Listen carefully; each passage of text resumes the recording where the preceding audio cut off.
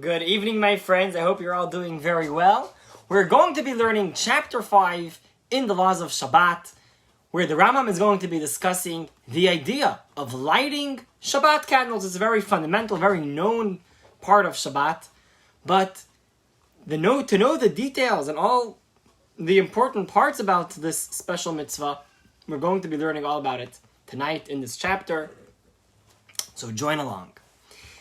The Rambam begins off by saying that the lighting of Shabbat candles is not just a mitzvah that if you want to do it, you can, and if you don't want it, you don't have to, or a mitzvah which is the style that, if you're eating bread, so then you have to wash your hands, but you don't have to wash your hands if you're not eating bread. No. When it comes to lighting the Shabbat candle, this is a special mitzvah. This is a special commandment that it says in Jewish law that we should light candles specifically in honor of Shabbat. Because in order to have an enjoyable Shabbat, in order to have a peaceful and pleasant Shabbat, we need to have extra light in our house. And when we light this candle, we make a special blessing, blessing to God that He gave us this special commandment of lighting the Shabbat candle. And that's a very special part of what we do when we take in Shabbat. So, the light of the Shabbat candle is allowed to be used for personal pleasure. I mean, that's what it's there for, so that it should enhance the light in the house. So, we're allowed to be near it and enjoy the light, enjoy the rays of the light. But, this is an important detail over here. We're going to be talking about this a little bit later, more in depth, later on in the chapter. We are not allowed to, something which requires to look precisely at it, maybe like a small text or something like that, we are not allowed to use the Shabbos candles in order to do that. As we're going to see later, because there's a problem with the candlelight that we might tilt the wick in order to have the fire a little bit better and to be able to see better if we're looking at something which needs some precise looking. But that we're going to discuss a little bit later. But when is the right time to light the candle? So the Rambam says that the right time to light the candle is while it is still day, before sunset actually takes place. So the custom is, and the Rambam doesn't say this, but I'm just going to let you know about this important detail, is that the custom is that we light the candles 18 minutes before sunset.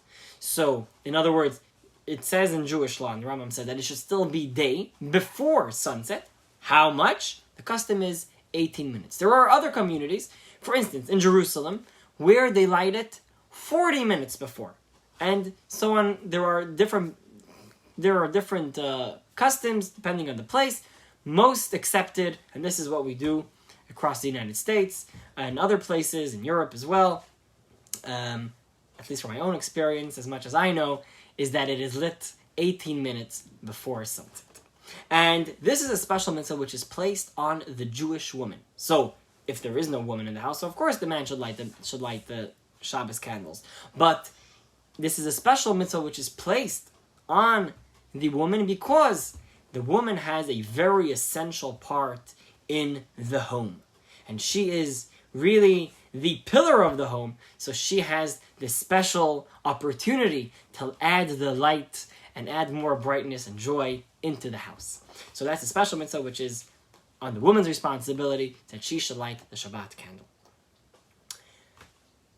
Now, once the sunset has passed, which sunset is when we can already see from when the sun actually goes down under the horizon until nightfall, which nightfall is at the time when you can see 3 middle-sized stars in the sky, and that's when the nightfall is in general. And this is an in-between time, because it's not day, because the sun has set, but it's not night, because it's not totally dark outside. So at that point, we are not allowed to light fire, and in general, if we're unsure, so then whenever there is a doubt within this space, we always go stringent. So if it's to light a candle, we don't light the candle because it's already Shabbat. Possibly because it's already after sunset. So to also at the end of Shabbat, we don't finish Shabbat until it's already nightfall, until it is totally dark.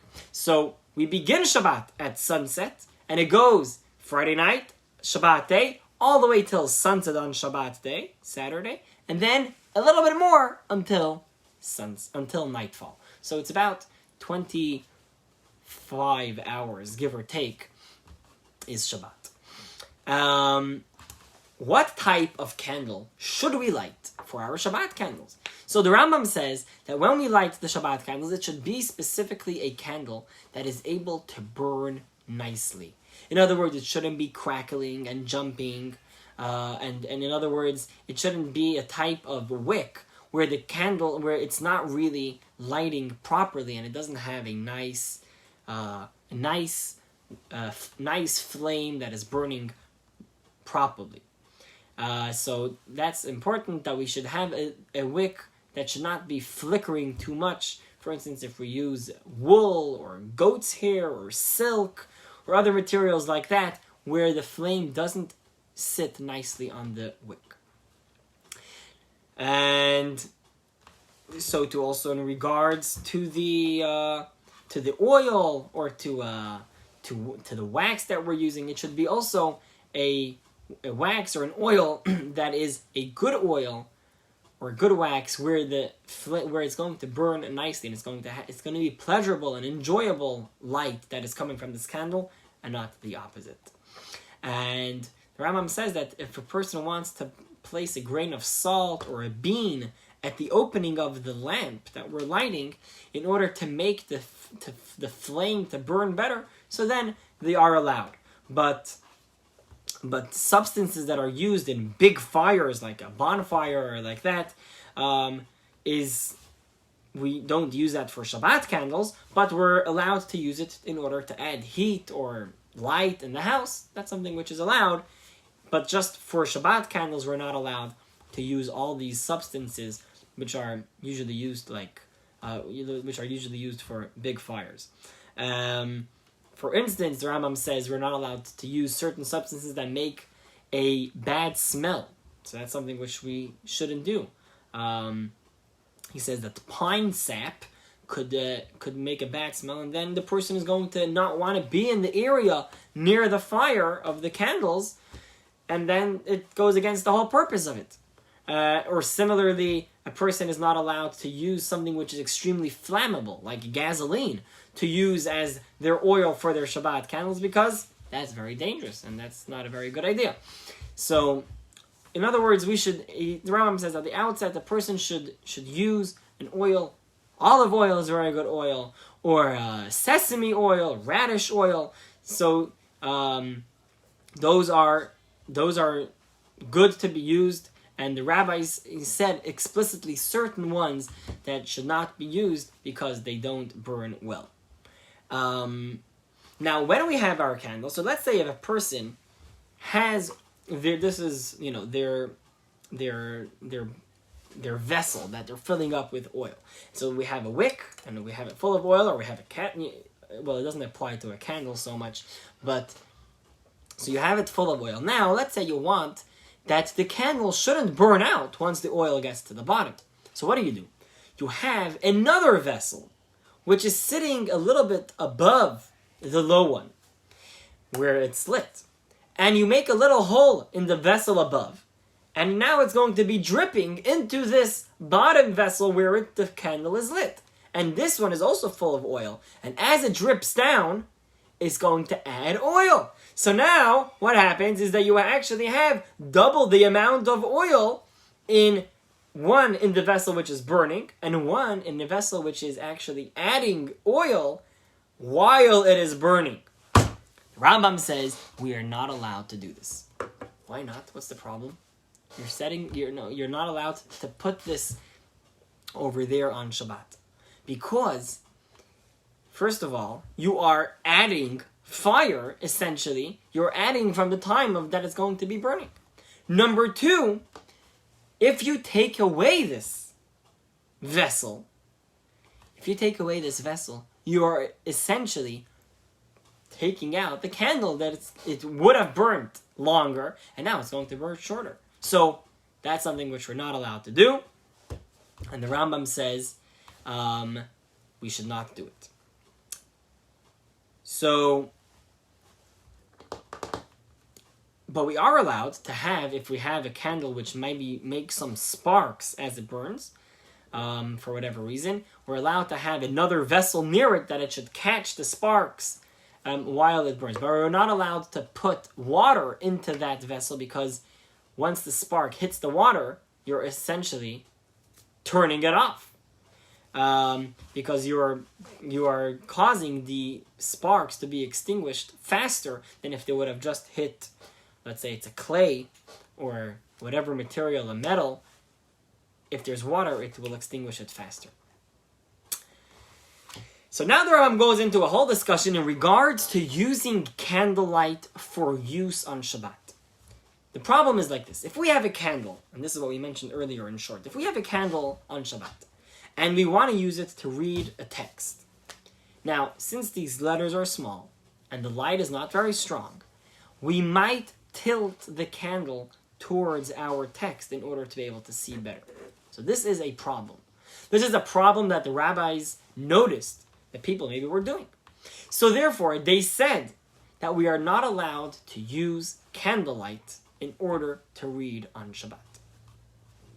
Except for specific situations. For instance, if there are two people reading, from one text, then we would not worry that we would turn the wick or turn the candle towards our text, because there is someone else there with him who will remind him. Or if you have a teacher teaching children, so they are the students are allowed to use candles to light up their text, because the teacher is there to remind them. But the other way around, the teacher himself is not allowed to use a candle, because the children are not going to, they're good, well-educated children, and they won't tell the teacher, hey, you're not allowed to do that on Shabbat. So therefore, the teacher is not allowed to use it, but he's allowed to use it as a reference, just to check for a second to see where they should read and show that you should read over here. Now, if we're talking about setting a table, so on and so forth, so if this cutlery or this chinaware or whatever is being set up on the table, you are this cutlery. It's actually familiar to you. You use it a lot. It's not that it's new items which you have to look carefully to see exactly what it is and where it goes. So if it's something which is permanently used, so then it's fine to set up the table around using candlelight. But if it's maybe someone who is coming to help and they don't really know, they're not really familiar with everything, so then that's something which they shouldn't use, because again, we are worried about the fact that someone might turn the candle to tilt it, which might adjust it, make it brighter, might extinguish it. So that's something which we're not allowed to do. In general, when the candles are lit, we're not allowed to touch them, because we're not allowed to touch the fire on Shabbat. The Rambam says in a very interesting point that if you have a candle burning and there is a door, which if you open and close that door, it's going to make wind. So that's something which you should be careful about. You have to make sure to open and close the door very carefully so that it shouldn't knock out the candle and blow it out. So to also, if you have it in front of a fireplace, if there's a fireplace with fire burning in the fireplace, and now you open up the door very quickly, there's going to be a lot of wind, and it's going to actually enhance the fire. So that is something which we're not allowed to do. Completing this chapter, the Rambam tells us about a very interesting concept, which was done in the days of the temple, or during the times that the Jewish people were living in Israel. Today, I don't think it's as common, but there is a concept of blowing the shofar as Shabbat begins. So there are actually 6 blasts of the shofar that were usually blown as Shabbat was beginning. The first blast was done a little bit before Shabbat, maybe an hour or maybe more. In other words, to remind people that Shabbat is coming and it's time to come back into the city if they were working in the field. It's time to stop all the mundane, regular weekday work. And then they would start coming into town. The second blast would take place, but up until the second blast, they were able to, the stores were maybe still open, but they were starting to close. At the second blast, that's when the store closed, and they would close the shutters, and they would lock the doors. But still, you can have hot food on the fire and at home, getting ready the last details, making sure all the lights are set and so on. And then at the third blast, then they would take off the foods from the fire, put them onto the hot plates or so on, light Shabbat candles and so on. And then they would do 3 blasts, and then Shabbat would begin. So that was the custom that they would do. As Shabbat began, there were these 6 blasts in total, 3 steps, and then 3 blasts as Shabbat actually began. And that would be before Shabbat. Then after Shabbat, they would also make 1 blast, letting everyone know Shabbat is completed, now you can get back to work.